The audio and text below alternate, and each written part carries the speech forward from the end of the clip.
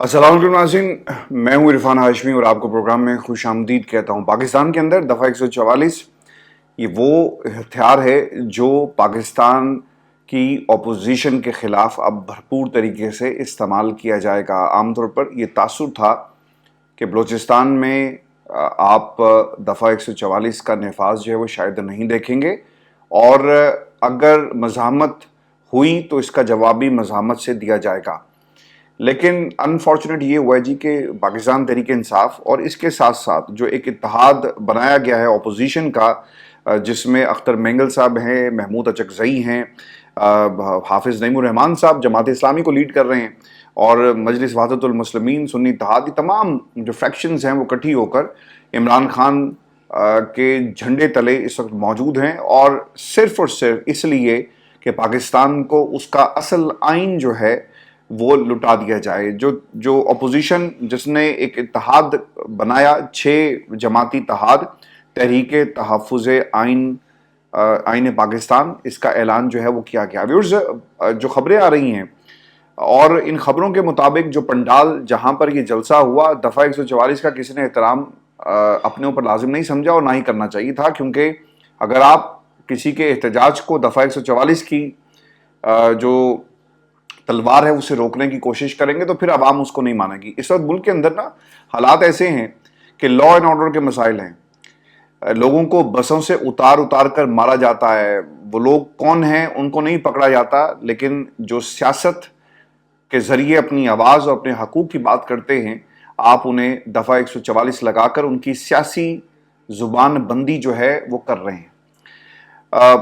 कुछ बातें जो महमूद अचकज़ई साहब ने कही, काफ़ी सख्त गुफ्तगू की है, और जब हालात किसी के कंट्रोल में नहीं रहते और लोग मजबूर हो जाते हैं तो फिर इसी किस्म की गुफ्तगू जो है वो की जाती है। महमूद अचकज़ई साहब ने क्या कहा, मैं आपको ना पहले दिन से बार बार ये कहता रहा कि अगर इस इत्तेहाद में इमरान खान की गुफ्तगू और इमरान खान का नाम और इमरान खान की रिहाई की बात नहीं होगी ना भाई, तो याद रखना ये इत्तेहाद नहीं चलेगा। जिस तरह से वो कंपनी नहीं चली, जो मैं आपको मुसलसल लंदन में बैठकर रिपोर्ट करता रहा कि कंपनी नहीं चलेगी, 16 माह की हुकूमत में कंपनी का दिवालिया निकला, कंपनी नहीं चली। जनरल बाजवा ने अपनी एक्सटेंशन के लिए काम किया, लेकिन वो एक्सटेंशन नहीं मिली, और फिर मुल्क किस तरफ जा रहा है वो सबके सामने है। महमूद खान अचकज़ई साहब क्या कहते हैं? महमूद खान अचकज़ई साहब कहते हैं कि अगर एक डिक्टेटर बेनज़ीर के खिलाफ हज़ारों केसेस माफ़ कर सकता है तो फिर ये असम्बली की जिम्मेदारी है कि इमरान खान के तमाम मुकदमात ख़त्म कर दें। लेकिन सर, मसला यहाँ पर असम्बली का अब नहीं रहा कि असम्बली इमरान खान के मुकदमात जो है वो ख़त्म करे। ये मुकदमात अपनी मौत मरने के लिए बिल्कुल तैयार बैठे, आखिरी सांसें ले रहे हैं। वेंटिलेटर के ऊपर अगर किसी ने डालने की कोशिश की, डाल लें। जैसा अलकादिर ट्रस्ट केस में आपने इस केस को वेंटिलेटर पर रख दिया कि सांसें इसकी चलनी चाहिए, जिराह जो है उसको लंबा करो और इमरान खान को मजीद अंदर रखो, और अगर इससे भी काम ना चला और सजा इमरान खान के खिलाफ जो है जो हम देना चाहते हैं और खान साहब के हक में फैसला आ गया, तो फिर भाई हमारे पास एक फलंदा है 100-150 मुकदमात का, जिसमें हम इमरान खान को रोज़ अदालतों में बुलाएंगे और इमरान खान को इसी तरह जो है वो जेल में रखा जाएगा। जो प्लानिंग इस वक्त पाकिस्तान में मखसूस हल्के जो हैं वो कर रहे हैं। डिक्टेटर ने बेनज़ीर को इसलिए उसके मुकदमात जो हैं वो माफ़ किए।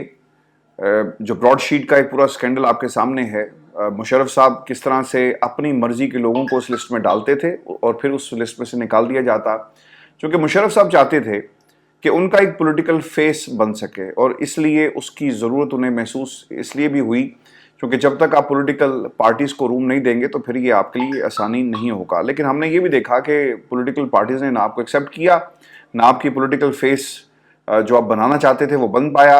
उल्टा आपको जो है वो पाकिस्तान की सियासत के अंदर जो मुदाखलत आपने NRO के ज़रिए की, इसके तौर पर आपको जो है, यानी ये जो घिनौना काम किया गया इन तमाम जमातों को, नेशनल रिकन्सिलिएशन ऑर्डर जो पास किया गया NRO देकर, आज भी इसके चर्चे हैं। और जो कुछ पाकिस्तान में हो रहा है मुशर्रफ साहब के इस इकदाम की वजह से है कि अगर उस वक्त इन जमातों को NRO ना मिलता तो शायद आज इन तमाम जमातों का, जो पाकिस्तान को सिर्फ शिकारगाह समझती हैं और हमें शिकार और ख़ुद शिकारी बनकर हमारा रोज़ाना की बुनियाद पर जो है वो शिकार किया जाता है। तो खान साहब के मुकदमात, अचकज़ई साहब, मुख्तलिफ हैं। खान साहब पर झूठे मुकदमात बनाए गए, इन लोगों पर तो करप्शन के मुकदमात थे। انہوں نے پیسہ پاکستان کی عوام کا لوٹ لوٹ کر باہر پاکستان سے بھیج دیا.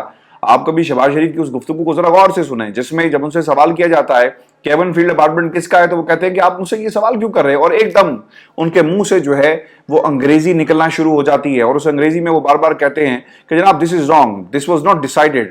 ارے بھائی, یہ بھی ڈیسائیڈ کہ نہیں ہوا تھا کہ تم ملک کے حکمران بنو گے اور پاکستان کی عوام کا پیسہ چھین کر اپنے گھروں پر لگاؤ گے, اور جب کوئی تم سے پوچھے گا کہ یہ پیسہ کہاں سے آیا, چلیں الزام نہیں لگاتے, جواب تو دے دیں. پاکستان کی عوام عدالتیں کہہ کہہ کر تھک گئی, لیکن آپ کے پاس جواب نہیں ہے کہ بھائی جان پہلے دن سے کہا کہ مجھ سے میرا پوچھیں, میرے بچوں سے ان کا پوچھیں, اور میرے بھائی سے خود پوچھیں کہ ایون فیلڈ اپارٹمنٹ کس کی ملکیت ہے. آج پاکستان کے اندر کیا ہو رہا ہے, میں آپ کو نا یہ جو اپوزیشن اتحاد جو پشین میں جلسہ ہوا, اس سے تھوڑا سا ہٹ کر ایک خیال آپ کے سامنے رکھ دیتا ہوں کہ آپ نے اکثر ٹک ٹاک کے اوپر, شارٹس کے اوپر, یوٹیوب اور انسٹاگرام کے اوپر نا ایک تصویر آج کل بہت وائرل ہو رہی ہے, اور وہ تصویر کس کی ہے, وہ ویڈیو کس کی ہے, وہ آصف بھٹو کی ہے, جسے بے نظیر بنا کر پیش کیا جا رہا ہے. ایک طرف آصف علی زرداری صاحب چل رہے ہیں, دوسری طرف آصف بھٹو چلتی ہیں. آصف بھٹو جو ہیں انہوں نے ہاتھ پکڑا ہوا اپنے والد محترم کا, اور پھر وہ پوسٹ کرتی ہیں being the first lady of the Pakistan, شاید تاریخ میں پہلی دفعہ پاکستان کی ہوا جو انہیں عہدہ دیا گیا, پھر بغیر کسی مقابلے کے آپ نے جتا دیا. ہم غلام ہیں, یہ فیصلہ پاکستان کی عوام نے کرنا ہے کہ کیا آپ غلام ہیں, کیا آپ ان لوگوں کے بچوں کی بھی غلامی کریں گے, یہ بھی فیصلہ آپ نے کرنا ہے. کیونکہ پہلے ان کے بڑے, پھر ان کے بچے, اور پھر وہ ایک طرح سے نا پی آر کمپین چل رہی ہے آصف بھٹو کی. ان کی قابلیت کیا ہے, ان کا ڈی این اے ان کی قابلیت نہیں ہے. پاکستان کی خوشحالی اور پاکستان کی ترقی ان کی قابلیت ہونی چاہیے تھی, جو ان کے پاس نہیں ہے, کہ وہ پاکستان کی عوام کو جو ہے یہ تمام چیزیں لٹا سکیں جو ان کا کھویا ہوا مقام ہے, جس مقام کے لیے یہ وطن حاصل کیا گیا. اب اچکزئی صاحب جو بات کر رہے ہیں کہ آئین کی بالادستی, صحافی, جج جرنیل, اور جو آئین کو نہیں مانتا اسے ہم مرد آباد جو ہے وہ کہیں گے. علامہ راجد ناصر صاحب نے کیا کہا کہ ہم اس مادر وطن کے بیٹے ہیں, ہم ایک ہیں, پاکستان کے دشمنوں نے ہمیں ٹکڑوں میں بانٹنے کی کوشش کی ہے, ہمیں مسلکوں میں بانٹ دیا, ہم عہد کرتے ہیں کہ ہم ایک رہیں گے, اور یہ آئین کو پاؤں تلے رونتے ہیں. ہم نے فیصلہ کیا کہ ہم مل کر آئین کا تحفظ کریں گے. آئی ڈونٹ نو, میں نے ان کی تقریر نہیں سنی, لیکن عمران خان کا ذکر جو ہے انہیں بھی کرنا چاہیے تھا. شیر افضل مروت نے کیا کہا کہ ہم لاہور میں تاریخی جلسہ کریں گے اور یہ مینڈیٹ ان کے حلق سے چھین لیں گے, اگر خان کی آزادی چاہتے ہو تو ہمارے ساتھ نکلو. بالکل ٹھیک ہے جی, خان صاحب کی آزادی کے لیے ہر جلسہ, ہر ریلی, ہر نعرہ, ہر پریس کانفرنس اور ہر تقریر ہونی چاہیے, کیونکہ اب اگر پاکستان تحریک انصاف نے قدم نہ بڑھایا, ناؤ اور نیور والا معاملہ جو ہے وہ مجھے نظر آ رہا ہے. ویورز, پنجاب میں احتجاج شروع کرنے جا رہے ہیں. تاریخ دلیر اور بزدل دونوں کو نہیں بھولتی. اسٹیبلشمنٹ, بیوروکریسی, عدلیہ, ریٹرننگ افسران نے جمہوریت کا گلا گھونٹ دیا ہے. اس جلسے کو روکنے کے لیے تمام ایجنسیاں لگی رہی, لیکن عوام پھر بھی نکلی. سب کو شرم آنی چاہیے. بالکل جی, ایسے ہی ہوا ہے بلوچستان کے اندر عوام کا اس طرح سے نکلنا. This is an wake up call for all the stakeholders in Pakistan, because this is the nation جس کو آپ جو ہے وہ ایک مردہ قوم میں تبدیل کرنے کی کوشش کر رہے ہیں. خدا کے ایسے مت کریں. آپ اپنے تھوڑے سے اقتدار کے لیے, تھوڑی سی کرسی کے لیے پورے پاکستان اور پاکستان کے بچوں کے مستقبل کو داؤ پر لگا رہے ہیں. آپ یہ جو باتیں ہم کرتے ہیں نا, اسے آپ کہیں کہ یہ غداری ہے, یہ غداری نہیں ہے, یہ حب الوطنی ہے. یہ صرف اور صرف اس آئین کے تحت جو اختیار, جو حق دیا پاکستان کی عوام کو, اور پھر اس آئین نے جو ایک مینڈیٹ وضع کر دیا, یہ صرف وہ بول رہا ہے, اس کے علاوہ کچھ نہیں بول رہا. تو لہٰذا اسے اس قسم کے رنگ دینے کی کوشش مت کیجیے گا. اور پھر ویورز, عمر ایوب صاحب کیا کہتے ہیں کہ 9 مئی کی سی سی ٹی وی فوٹیج کدھر گئی, وہ کہاں ہے, نکالو, اسے پتہ چل جائے گا کہ کیا ہوا. آپ فارم 47 کی ریت کے پہاڑ کے اوپر کھڑے ہو, یہ عوام کا سمندر آپ کو بہا کر لے جائے گا. جہاد ملکی آئین اور بالادستی کے لیے ہم نے قربانیاں آئین اور قانون کی پاسداری کے لیے دی. یہ پرانا پاکستان نہیں. لوگ اب کہتے ہیں کہ عمران خان نے لوگوں کو شعور دیا اور بیدار کیا. اختر مینگل نے بھی حکومت فارم 47 کی حکومت جو ہے اسے قرار دیا ہے. میں آپ کو نا ایک انسائڈر خبر, ایک نیوز میں آپ کے سامنے رکھ دیتا ہوں. میں نے نا کچھ لوگوں سے بات کی, اور یہ اگر آپ مجھے ریگولر سنتے ہیں تو میرے ذرائع آج سے ٹھیک تقریباً 11 ماہ پہلے میں نے ایک خبر آپ کے ساتھ شیئر کی تھی کہ مائکرو لیول کے اوپر الیکشن کو مینیج کیا جائے گا. کون کہاں پر ہوگا, کس طرح جو الیکشن میں مینیپولیٹ آپ نے ان کو کرنا ہے، مینیپولیشن کیسے ہوگی، اس کا بھی بھرپور طریقے سے میں نے آپ کے سامنے ایک احاطہ کیا، اور پھر وہ باتیں سچ ثابت ہوئی کہ مائکرو مینجمنٹ کس لیول کی ہوئی ہے، فارم 47 تک بات کیسے پہنچی۔ مجھے اسی ذرائع نے یہ بتایا کہ پاکستان مسلم لیگ نون کے حصے میں صرف 19 سے 20 سیٹیں تھیں، باقی سب فارم 47 کی پیداوار ہیں، اور کیونکہ اسٹیک ہائی ہیں اور اس وقت تک ٹرائبونلز اور انکوائریز اور الیکشن کمیشن جس طرح سے کام کر رہے ہیں وہ نہیں کرے گا، چونکہ صرف اور صرف اس حکومت کو لانے کا مقصد یہ تھا کہ ہم نے عمران خان کو اندر کر کے اپنے اقتدار کو اور اپنے مخالفین یعنی عمران خان کو اس کی حکومت نہیں بننے دینا۔ پاکستان تو سر کہیں پہ بھی نہیں ہے۔ پاکستان کی اگر کسی کو فکر ہوتی تو یہ چھاتی چوڑی کر کے کہتے نا کہ یہ مینڈیٹ ہمارا نہیں ہے۔ نواز شریف صاحب چھاتی چوڑی کر کے کہیں نا کہ یہ مینڈیٹ ہمارا نہیں، عمران خان کا ہے۔ دلیر فیصلے کریں، پھر یہ مت کہیں کہ یار ہم ہار رہے تھے تو ہمیں جتوا دیا، اور اب ہمیں چونکہ جتوا دیا گیا لہذا اب ہم خاموش ہو کر بیٹھیں گے۔ آپ پاکستان کی اسٹیبلشمنٹ کے خلاف بات نہیں کر سکتے، یہ بات مان لیں۔ آپ صرف اپنے بیانات میں یہ کہیں کہ ہم آج بھی اینٹی اسٹیبلشمنٹ ہے، یہ آپ کی خام خیالی ہے، کیونکہ آپ فارم 47 اور اس کے نیچے جو ہاتھ ہے وہ پاکستان کی اسٹیبلشمنٹ کا ہے، جس نے آپ کو فارم 47 کی بنی ہوئی کرسی پر بٹھا دیا ہے۔ ویورز، جو بہاولپور کے اندر واقعہ پیش آیا، بی بی سی نے اس کو رپورٹ کیا ہے، اور بی بی سی نے کیا لکھا بہت ہی امپورٹنٹ ہے، کیونکہ بی بی سی پہنچ جاتا ہے، اور بی بی سی اس سے پہلے بھی حالات اور واقعات، چونکہ ان کی کوشش یہ ہوتی ہے کہ کسی بھی مدعے کو لے کر نا اسے ڈیپ ڈرل کیا جائے اور حقائق سامنے لے کر آئیں۔ اچھا جی، بی بی سی رپورٹ کرتا ہے کہ Bahawalnagar police station division A میں 10 اپریل کو موجود ایک اور پولیس اہلکار نے بی بی سی اردو کو بتایا کہ وہ رینجرز اور آرمی اہلکاروں کے پولیس اسٹیشن پہنچنے کے 7 سے 8 منٹ کے بعد تھانے پہنچے، اور اس وقت رینجرز اور فوج کی گاڑیاں وہاں پر پہلے سے موجود تھی۔ انہوں نے دعویٰ کیا کہ رینجرز اور فوجی اہلکاروں نے پولیس اسٹیشن کے اطراف لگے ہوئے کیمرے توڑ دیے، ڈی وی آرز بھی اپنے قبضے میں لے لیا۔ تھانے میں موجود اہلکاروں نے یہ دعویٰ کیا ہے کہ پولیس اسٹیشن ڈویژن اے میں فوجی اہلکاروں نے نہ صرف توڑ پھوڑ کی بلکہ وہاں پہلے سے حوالات میں بند معطل شدہ پولیس اہلکاروں S H O Rizwan Abbas, A S I Muhammad Naeem, constable Muhammad Iqbal اور علی رضا پر بدترین تشدد جو ہے وہ کر رہے تھے۔ اس معاملے کی وجہ کیا بنی یہ بھی بتاتے ہیں جی کہ دستیاب 2 ایف آئی آرز اور متعلقہ تھانے کے پولیس اہلکاروں کے بیانات کے مطابق اس پورے واقعے کی ابتدا 8 اپریل کو ہوئی۔ ایف آئی آرز کے مطابق 8 اپریل کو پولیس کی جانب سے چک سرکاری روڈ پر 2 مشکوک افراد کو روکنے کی کوشش کی گئی، وہ رکے نہیں، اور پھر ان کا تعاقب کیا گیا۔ ایک کو انہوں نے گرفتار کر لیا جس کا نام محمد عرفان تھا، جس کے قبضے سے 30 بور کا پستول بھی برآمد ہوا، اور پولیس اہلکار بیان یہ دیتے ہیں کہ گرفتار ملزم نے اپنے ساتھی کی شناخت رفاقت کے نام سے کی اور اس کا پتہ بھی بتا دیا۔ پولیس جب پتے پر پہنچی تو وہاں موجود ملزم نے اپنے بھائیوں اور اہل خانہ کو بلا لیا، جس کی جانب سے پولیس اہلکاروں کو تشدد کا نشانہ بنایا گیا اور انہیں گھر میں بند کر دیا گیا۔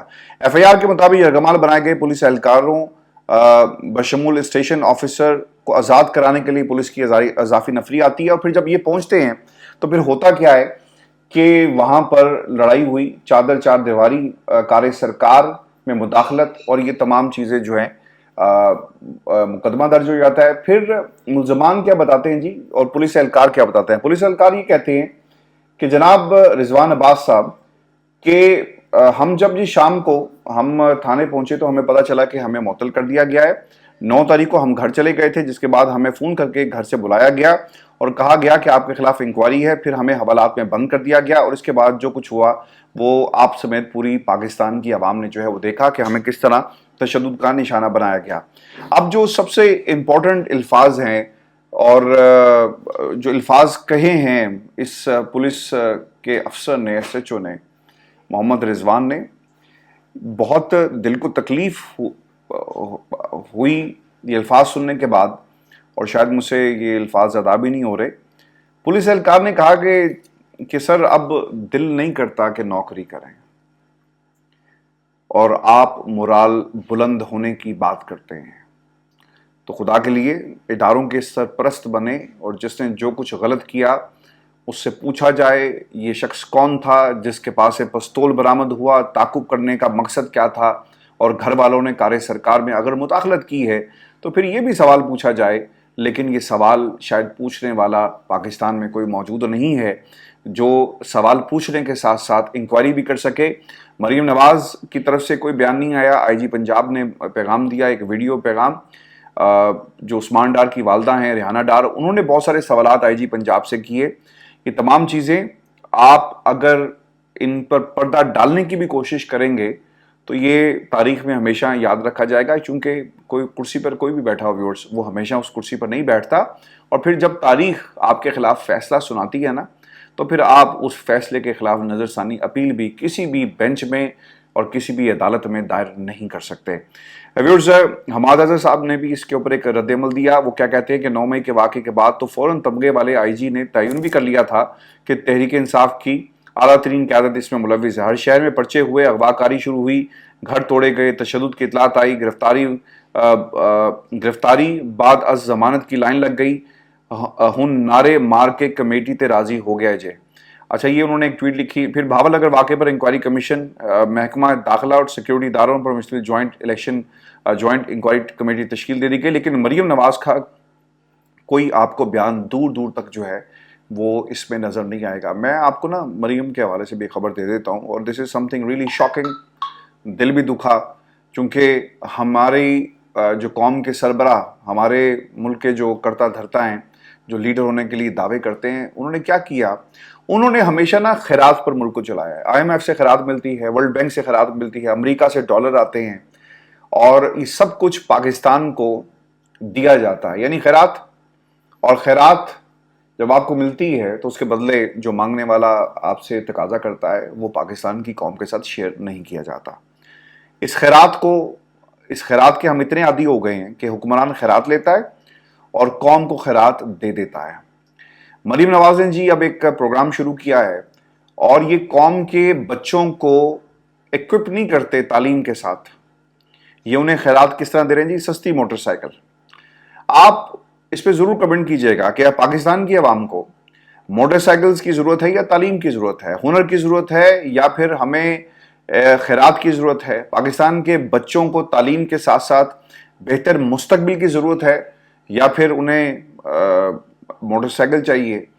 کبھی کسی نے سوچا نہیں ہے۔ ہمیں لیپ ٹاپ مل جاتا ہے، ہمیں موٹر سائیکلیں مل جاتی ہیں، ہمیں اس طرح کی اور بہت سارے چیریٹی پروگرامز دے دیے جاتے ہیں، لیکن پاکستان کی نوجوان نسل کو روکنے کے لیے جو برین ڈرین ہو رہا ہے دوسرے ممالک میں جا کر اپنے بہتر مستقبل کے لیے، جو ملک و ملکی پھرتے ہیں، انہیں روکنے کے لیے آپ نے کیا پالیسی بنائی؟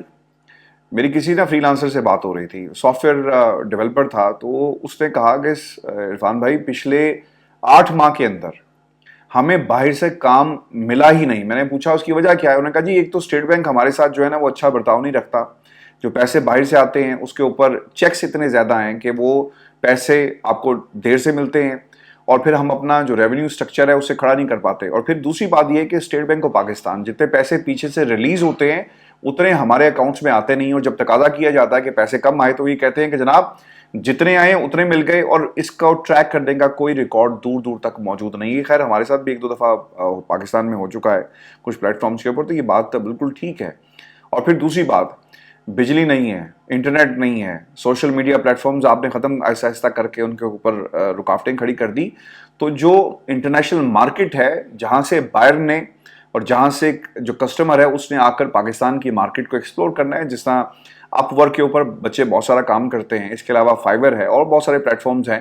اگر یہ پلیٹ فارمز نہیں چلیں گے، ریمیٹنس نہیں ہوگی، انٹرنیٹ موجود نہیں ہوگا، بجلی نہیں آئے گی، تو پھر بھائی انڈسٹری کا کام کیسے چلے گا؟ بچے کیا کریں گے؟ وہ پھر دوسرے راستے اختیار کرتے ہیں، کوئی گاڑیاں بیچ کر، مکان گروی رکھ کر بہتر مستقبل کی تلاش میں نا پاکستان چھوڑ کر جا رہا ہے۔ تو آپ نے اس کو روکنے کے لیے کیا کیا؟ آپ نے کچھ نہیں کیا۔ اور موٹر سائیکل، مریم نواز کی سرسبز بائکس کا یہ جو انہوں نے، شاید وہ اپنے کپڑوں سے متاثر ہیں جی، سبز کپڑے پہن کر پہلے دن انہوں نے حلف لیا تھا، شاید یہی وہ سمجھتی ہیں کہ یہ ایک عید گفٹ ہے بچوں کے لیے، طلباء کے لیے، بچوں کو اچھی یونیورسٹیز دیں، اچھی تعلیم دیں، اور تعلیم کے ساتھ ساتھ آپ کو انڈسٹری کھڑا کرنا پڑے گی پاکستان کے اندر۔ اور اگر آپ کے پاس پیسے نہیں ہیں نا، غریب ملک ہیں جی، ہمارے پاس پیسے کبھی ہوئے بھی نہیں ہیں، تو آپ سافٹ ویئر انڈسٹری کو کھڑا کریں، اور جو بچے باہر چلے جاتے ہیں ان کو یہیں پہ روکیں۔ اور باہر کی مارکیٹس کو ایکسپلور کریں, اور پھر آپ دیکھیں کہ سافٹ ویئر کس طرح ایکسپورٹ ہوتا ہے پاکستان سے. پاکستان کا جو ہنرمند بچہ ہے اسے باہر کی دنیا جو ہے وہ ہائر کرتی ہے, ریمیٹنسز پاکستان میں آئیں گی تو پھر آپ کے مسائل کم ہوں گے. لیکن یہاں پر آپ کو لیپ ٹاپ ملتا ہے, آپ کو بائکس ملتی ہیں, لیکن کبھی کسی نے یہ نہیں سوچا کہ ہم اپنے بچوں کے بہتر مستقبل کے لیے اس سے زیادہ بہتر جو ہے وہ کیا کر سکتے ہیں. پاکستان کے اندر نا ایک اچھی بات ہے, کسی بھوکے کو کھانا کھلانا, میں اس کے خلاف نہیں ہوں. پاکستان میں لاہور میں آپ جائیں نا تو بہت سارے آپ کو دسترخوان جو ہے وہ ملیں گے, ہر گلی محلے میں دسترخوان کھل گئے. خدا کے لیے قوم کی تعلیم پر خرچ کریں, شعور آئے گا, اور جب شعور آ جاتا ہے نا تو پھر انسان بہتر فیصلے کرتا ہے, اچھے برے کی اسے تمیز ہوتی ہے. اور لیڈر کسے چننا ہے یہ بھی اس کے ساتھ ساتھ نا چیزیں جڑی ہوئی ہیں.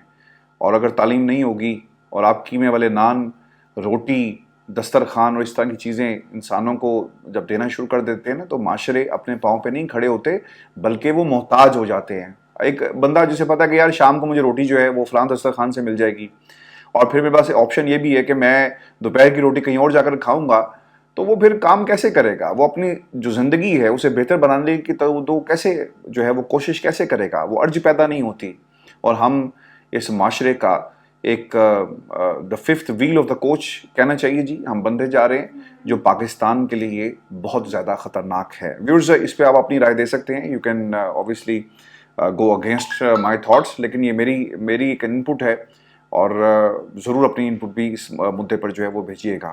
یہ آج کا شو تھا ویورز, اپنے کمنٹس بھیجیے گا, چینل کو ضرور سبسکرائب کیجیے گا. اجازت دیجیے, اللہ نے کے بعد.